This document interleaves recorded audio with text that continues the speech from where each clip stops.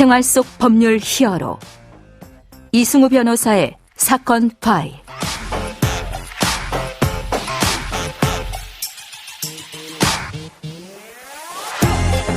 안녕하세요. 이승우입니다.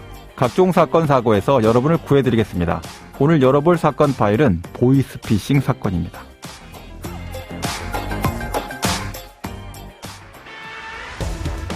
현금 수천만 원을 파출소 앞에서 보이스피싱 당한 황당한 일이 발생했습니다. 피해자는 행여하는 마음에 파출소에 도움을 요청했지만 경찰관마저 인출책에 속았습니다. 사건 파일 오늘 주제는 보이스피싱 사건입니다.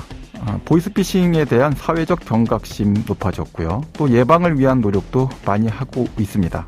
그런데 여전히 조직적 사기 범죄는 기승을 부리고 있습니다. 보이스피싱 범죄에 대해서 법무법인 법승 박선영 변호사와 함께 알아보도록 하겠습니다. 안녕하세요, 변호사님. 안녕하세요, 박선영 변호사입니다. 네. 최근 보이스피싱 단일 사건 기준으로는 이제 역대 최대 피해인 사건이 발생을 했죠. 한 달간 41억 원이나 되는 이제 피해를 입은 사건이었는데요.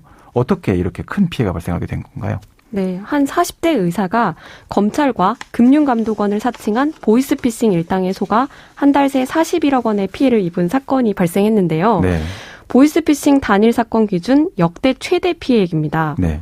피해자는 모바일 메신저 카카오톡으로 가짜 구속영장이 전송되자 이에 겁을 먹고 예금과 주식, 아파트 담보대출 등으로 현금을 마련해 전달한 것으로 파악되고 있습니다. 네네. 의사 A씨는 지난달 서울중앙지검 소속 검사를 사칭한 한 전화를 받게 됩니다. 예. 이는 사실 보이스피싱 범죄 조직 유인책의 전화였는데요. 네. A씨는 유인책의 지시대로 전화가 걸려온 번호를 카카오톡 친구로 등록했더니 프로필 사진이 검찰청 로고가 떴습니다. 네. 유인책은 고소장 70여 건이 접수됐다며 그중 하나를 대화창에 전송하고 예. 공무원증도 함께 보냅니다. 네, 검찰청 공무원증도 같이 보냈군요. 네. 네. 이후 카카오톡으로 구속영장 청구서와 공문을 보내며 협조하지 않으면 구속수사로 전환할 수밖에 없지만 협조만 잘하면 약식조사로 마무리하겠다고 말합니다. 네. 약식조사란 카카오톡으로 진술하고 계좌 확인에 응하는 정도라는 게 유인책의 설명이었습니다. 이렇게 이제 수사하는 방식은 없죠. 네, 카카오톡 사실은, 진술은 전혀 없고. 네, 사실은 없습니다. 네. A씨가 협조를 약속하자 유인책은 보안 프로그램을 깔아야 한다며 링크를 보냅니다. 예. 이를 누르는 순간 A씨 몰래 그의 휴대전화에 악성 앱이 깔리게 됩니다. 네. 연락처와 문자 메시지, 최근 통화 목록 등을 범죄 조직이 모두 들여다볼 수 있게 된 건데요. 강제 수신, 강제 발신 기능도 설치됩니다. 네. 악성 앱이 설치된 휴대전화로 어디에 전화를 걸어도 사기 조직으로 연결되는 기능입니다. 예. 유인책은 의심되면 직접 확인해보라고도 하는데요. A씨가 금감원 홈페이지에 나온 번호로 전화를 걸었더니 다른 조직이 전화 가로채기 수법으로 금감원 직원을 사칭한 건데요. 이런 식으로 A씨가 한 달여 동안 조직에 넘긴 돈이 41억 원에 달했습니다. 네네.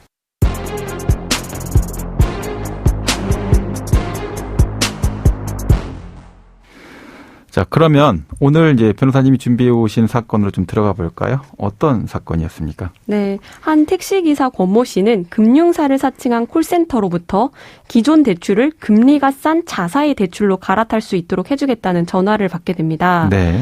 조금 미심쩍었으나 이 금융사에서 알려준 금융감독원 콜센터로 전화했더니 기존 대출을 현금으로 갚으면 저금리의 대출이 가능하다. 금감원 직원을 보낼 테니 현금을 주면 일 처리를 해주겠다는 답변을 받게 됩니다. 네네. 하지만 금융사 콜센터도 금감원 콜센터도 모두 가짜였고 예. 보이스피싱 조직의 전화번호였습니다. 네. 권 씨는 이 사실을 모르고 기존 대출금인 2,500만 원을 준비해서 금감원 직원이라는 남자를 만나는데요. 그런데 혹시나 하는 마음이 들어 신원 확인이 필요할 것 같다며 그 남자를 인근 파출소로 데리고 갑니다. 네네. 하지만 경찰은 권 씨가 데려간 그 남성의 신원을 확인해주지 않았습니다. 예. 캐피털 회사를 대신해 빚을 받는 채권 추심 직원이라는 그 남자의 말에 적극 개입하지 않았다는 것이 경찰의 설명인데요. 네네. 경찰은 전환대출이라든지 대면 편취라는 한마디라도 했으면 바로 대처를 했을 텐데 대출금 상환 문제로 왔기 때문에 보이스피싱이라고는 생각하지 못했다라고 답변을 했습니다. 네네. 결국 권 씨는 현금 2,500만 원을 그 파출소 앞에서 그 남성에게 건네주면서 보이스피싱 피해를 당했고요. 예. 여기에 사흘 뒤에도 또 속아서 계좌에 있던 1,500만 원까지 건네주는 피해를 추가로 당하게 됩니다. 자, 이제 경찰이 좀 안일하다 이런 생각이 드는데 이런 대응으로 인해서 이제 피해가 결국 발생했고 또 커진 이런 안타까운 사건인데요. 날이 갈수록 보이스피싱 수법도 크게 발전해 가고 있는 것 같고요. 굉장히 대담해지는 것 같은데 이제 구체적인 수법들 한번 정리해서 이제 청취자분들께서 이렇게도 범죄 수법들이 진화했구나 좀 이해할 수 있게 도와주시죠. 네, 위 사례에서처럼 경찰조차도 보이스피싱인지 전혀 알지 못할 정도로 보이스피싱은 그 수법이 날로 진흥화되고 다양화되고 있습니다. 네네. 위 사례에서 이제 등장하는 대출 사기형의 구체적인 수법을 좀 같이 살펴보면 1단계 이제 사기범은 금융기관 금융감독원 직원을 사칭을 합니다. 예. 그러면서 기존 대출금을 상환하면 저금리 대출이 가능하다. 직원을 보낼 테니 현금으로 대출금을 이제 전달하라는 이런 전화 상담을 해주게 됩니다. 네네. 2단계로는 원활한 대출 진행을 위해서는 앱을 설치하라고 이제 권유를 하게 되는데요.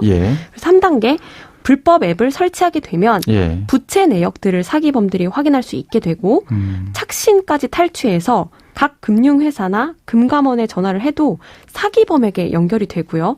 사기범은 금융회사 대표번호로 발신번호를 변작한 후에 피해자에게 기존 대출금 상환을 요구하게 됩니다. 조작이 가능하다 이런 얘기네요. 이제 번호 자체 표시도. 네. 네네. 4단계. 피해자가 금융기관, 금감원에 전화를 해도 결국 사기범에게 연결되기 때문에 그 사기범이 안내한 대로 피해자는 기존 대출금을 상환한다고 생각하고 그 현금을 금융사 직원을 사칭하는 보이스피싱 현금 수거책에게 전달하면서 피해를 입게 됩니다. 네, 그러면 오늘 사건에 담긴 법적 포인트를 한 줄로 정리하고 실제 법적 대응과 자문 이어가 보도록 하겠습니다.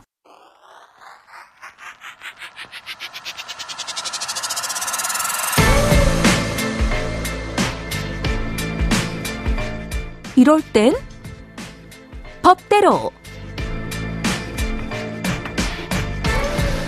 보이스피싱을 예방하려면 우선 전화로 정부기관이다라고 하면서 자금 이체를 요구하거나 대출 처리 비용 등을 이유로 선입금을 요구하는 그런 경우에는 보이스피싱 아닌가 의심해야 됩니다. 고금리 대출을 먼저 받아서 상환하면 신용등급이 올라서 저금리 대출이 가능하다 이런 말은 보이스피싱이다라고 보시면 됩니다. 납치, 협박 전화를 받았던 경우에는 자녀와 직접 연락해서 안전부터 직접 확인하세요. 또 채용을 이유로 계좌 비밀번호를 요구하는 경우는 없습니다. 보이스피싱이고요. 가족 등을 사칭해서 금전 요구할 때는 먼저 그 가족 본인인지 확인해야 됩니다.